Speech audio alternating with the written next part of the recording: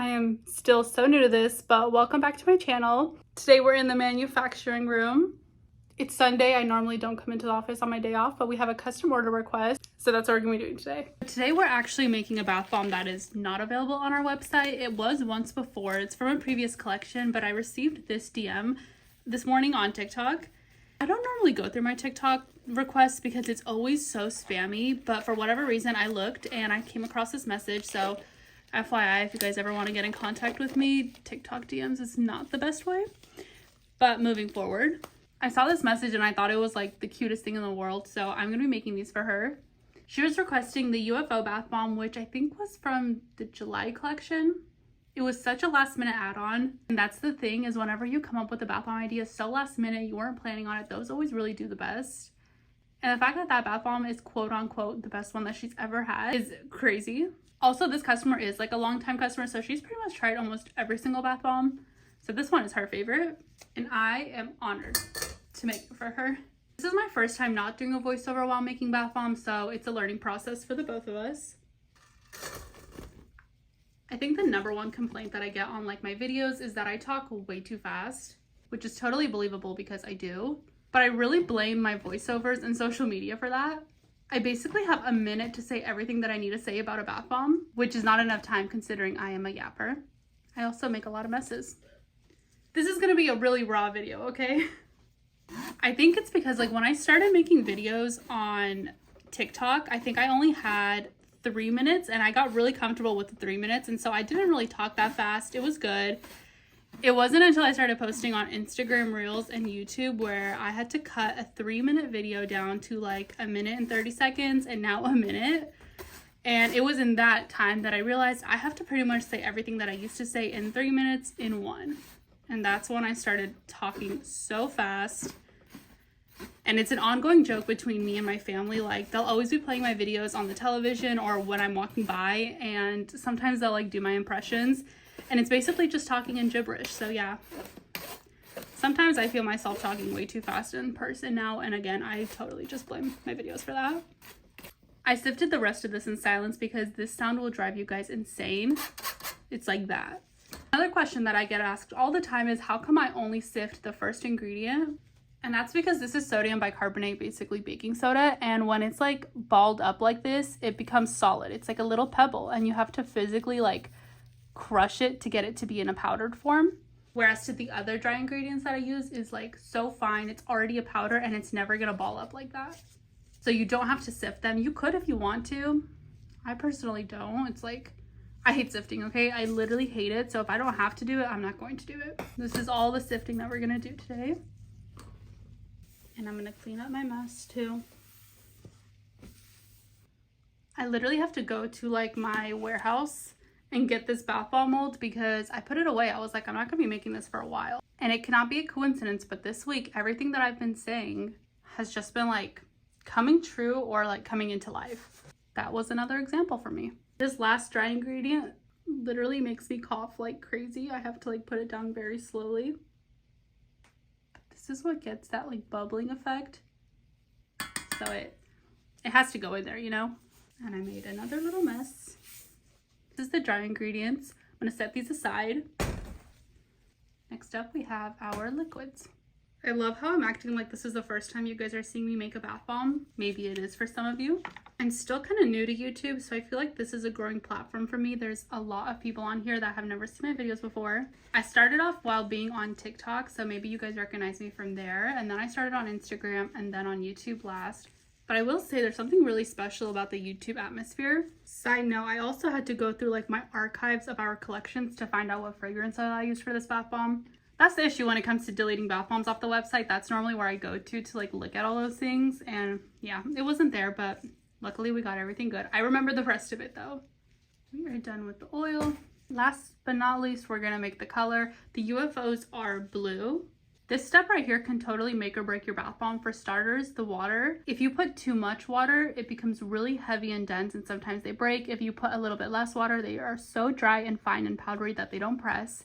And another fun thing about this UFO bath bomb is the mold is actually a hand pressed mold, not the ones that I normally use. I like to be extra careful with those, and I actually put a little bit more water in those because if the bath bomb If the hand pressing is too wet, at least I can mold it with my hands, kind of like kinetic sand. If it's too dry, that's where you lose me. I'm like, I have no idea what to do. Also, this part can make it or break it because this is coloring the bath bomb, which arguably I think is like the most important part. I cannot stand when bath bombs are like light, if that makes sense. Like when they're pastel, I feel like they're pointless. I like my bath bombs to be really dark. I also hate this part because it requires a lot of stirring. I'll probably do this off camera and then come back so you guys don't have to watch this. Actually, I guess it's fine, whatever. I can chit chat while I mix. When we first started making bath bombs like 4 years ago, oh my god, you guys, they were like pastel. They did nothing to the water. I was so embarrassed. I wanted to quit. We put in so much research and energy and effort into just the coloring of the bath bomb because that was like my main goal at first. I find if you use like boiling hot water, it's the best, but I'm lazy and I just used regular water, so I have to pay the price. I used to have a little water dispenser that would pour out automatically hot water, and ever since I moved into this office, I don't have it anymore, and I really need to get another one because do you see how there's like clumps on the spoon? I gotta get rid of all of that.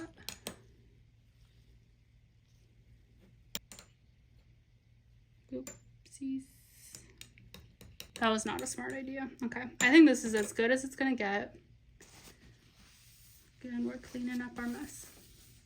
Okay, so here I have my dry, my oil, and then my color mixture. I'm gonna go take this to the mixer and mix it all. I'm not really gonna do it on camera because it's gonna be really, really loud, and I think at this point you guys know what that process looks like, so I'll be right back. Okay, 5 minutes later, and this is what it looks like.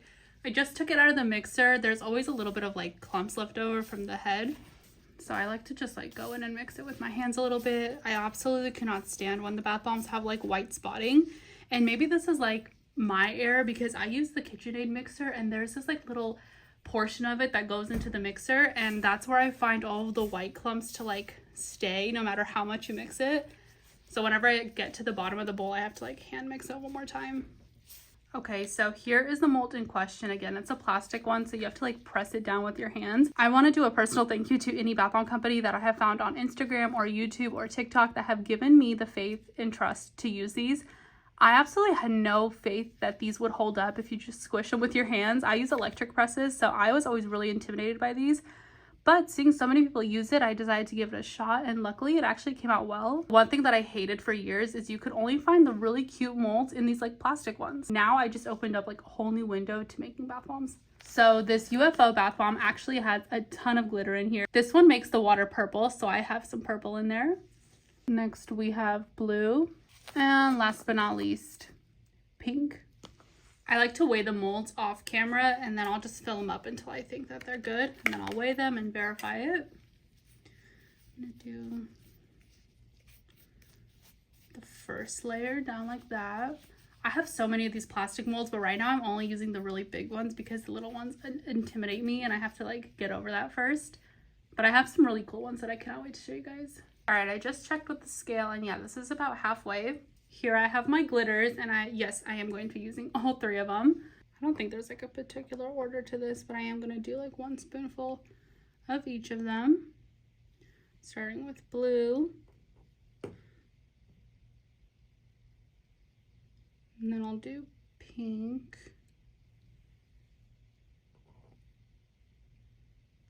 And then purple. This is what it looks like so far. And the hardest part is covering this up with bath bombs. So I like to do like a little light bit right there to cover up the glitter. And then I'll go in and cover it all up.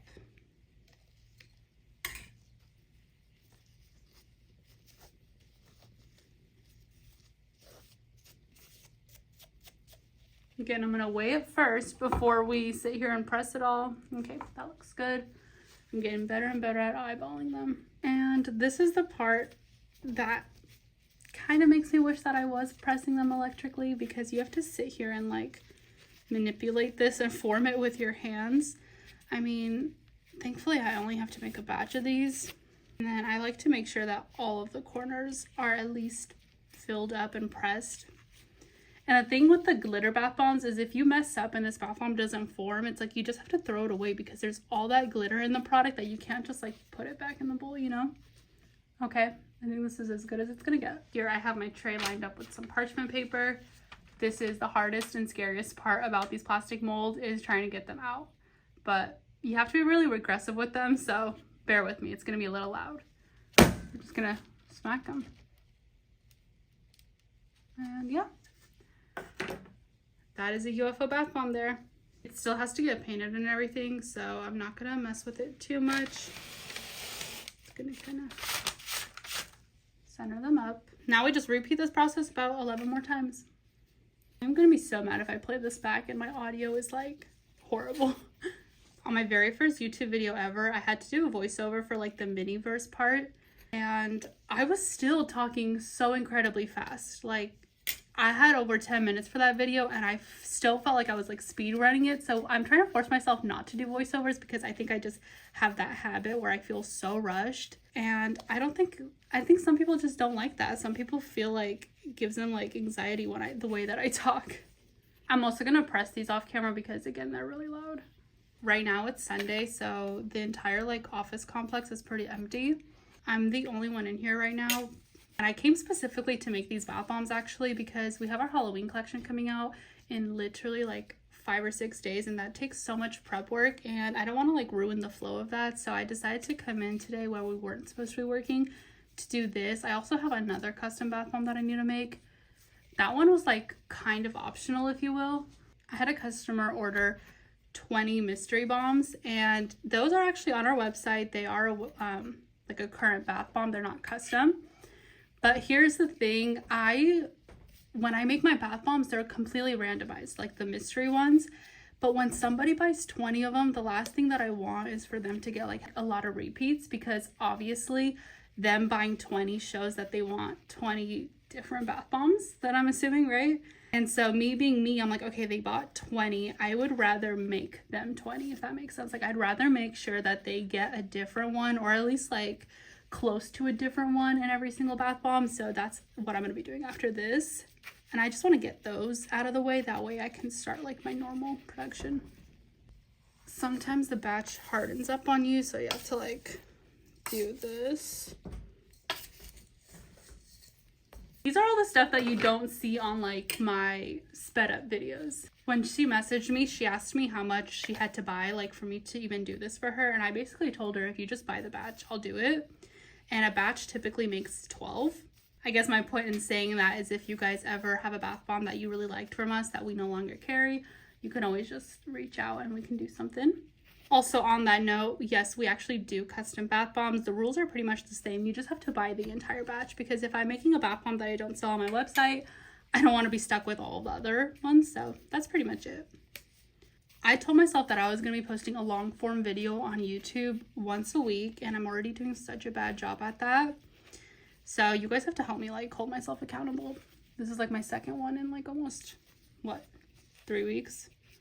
And speaking of my first bath bomb video, that was when I tried like the mini bombs. It was okay. I'm not going to complain much about it because obviously it's targeted for kids. It's not targeted for me. But I actually thought it was really fun.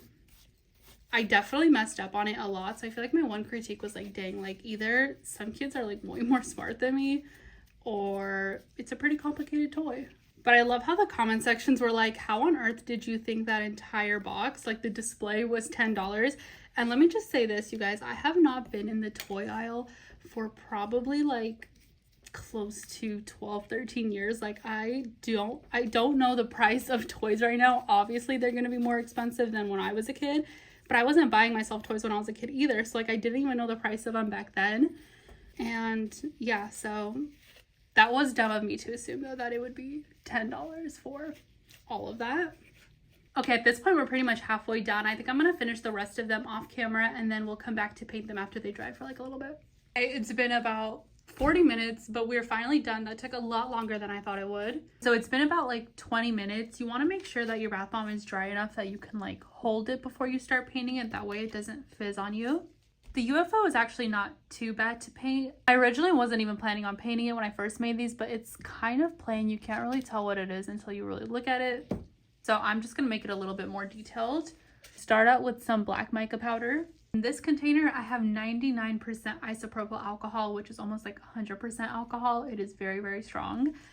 And that's how you're going to be able to make a liquid mixture to paint your bath bombs without them fizzing, because obviously water is going to activate a bath bomb. Every video where I post me painting a bath bomb, somebody always asks like, how is your bath bomb not fizzing? It's because it's not water, so it looks like it on camera. So this one again is actually pretty easy to paint. You're just gonna follow, you can't really see it on camera, but there is a little bit of a line that you can follow, and that's pretty much what we do. This is like the bottom of it, and then there's this little part right here, kind of like that. This is the only outlines that the bath bomb really has, but I like to connect them because it looks kind of weird when it's not connected. I think that looks a lot better. Like that. I'm just gonna go ahead and continue to paint all of them the exact same way. I actually like suck at painting bath bombs. I always just sucked at like art in general. As a kid, whenever we had to do projects, I hated it. I hate drawing, I hate coloring, I hate anything like that. And everyone always tells me that painting bath bombs looks so fun. And maybe it is for some people. Maybe I just don't like it because I don't like to do things that I'm not good at. But this is definitely one of the easier ones to paint. And unfortunately for me, the upcoming holiday collections like Halloween, I am painting this one wrong. Okay, can you tell I painted that one wrong? It's okay. That's literally my example right there. Okay, I need to like focus. I'm getting too distracted. Well, what I was saying was my upcoming holiday collections like Halloween and Christmas, they have a lot of painting involved. So lucky me. If I could hire or have someone help me do one thing, it would be painting bath bombs, because it is so time consuming. But at the same time, if you don't paint the bath bomb, like depending on what it is, I feel like the bath bomb looks so plain, and all you could think about is how much better it would look painted, which is why I put myself through that struggle of painting it. Otherwise, I would totally just like leave it alone. Okay, I think you guys get the gist. I'm gonna just paint the rest of these and I'll be right back. Okay, I'm all done with the bottom black part, and then next I'm going to do is paint little gold detailing on like these little knobs. To make my gold paint though, I start off with an actual gold mica and then I'll put the gold glitter on top. So we'll do a little gold mica, like equal parts, if not a little bit more of the glitter. I'm only making a little bit because we're just painting the little details, it's not much. And then same thing, we're gonna be doing the alcohol. Gold is definitely my favorite color to make in like a paint form. And then this is like the easiest part, is just dotting these little things. This is what I was originally only going to paint. And then the black part kind of just came naturally when I still thought that this bath bomb was a little bit too plain. The thing about bath bomb molds is as I'm making them, I always come up with like new ideas in my head. Like imagine a rainbow stripe at the bottom of these, like when they're being dissolved instead of glitter. That could also be cute. I just went with like this glitter theme because it was a UFO and I was just thinking like stars in a night sky could be shiny. I don't know. I have done that before though, where I'll take the same bath bomb mold and do different things with it. And then I always like to see which ones people like the most. Sometimes it's hard to paint a bath bomb because bits of it will flick off like this. So I still try to paint what I can and then clean up the ends. We are almost done. This, do you see that? Sometimes that happens, but I'll just paint over it again.